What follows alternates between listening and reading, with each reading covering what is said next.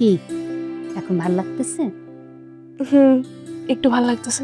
কয়টা বছর হয়ে গেল, কত চেষ্টা করলাম, কত ডাক্তার দেখাইলাম, বড় বৌমার কোলে তো কোনো সন্তানই আসলো না।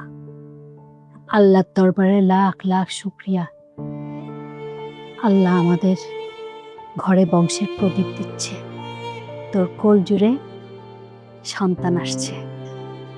কিন্তু আম্মা, আমার না ডর লাগতেছে। বড় ভাবে যদি আমারে কিছু কয়। আরে কিসের ডর? আর কে কি করবে তোকে? আমরা আছি না? আচ্ছা আম্মা, আমি কি সত্যি আর পড়াশোনা করতে পারবো না?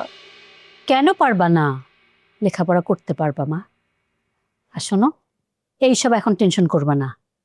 এখন তুমি কোনো রকম ভারী কাজ করবা না, আর আরাম করবা। আচ্ছা, কিন্তু আপনার এই এত কাপড় চোপড় ধুইব কেডা? সেটা তো তোমার ভাবতে হবে না। কালকে থেকে কাজের মেয়ে আসবে, সে কাজের মেয়ে করবে। এখন তুমি তেঁতুল খাও, আমি এই সুখবরটা ভাইজানকে ফোন করে জানাই, আর সুজনকে একটু জানাই আসি।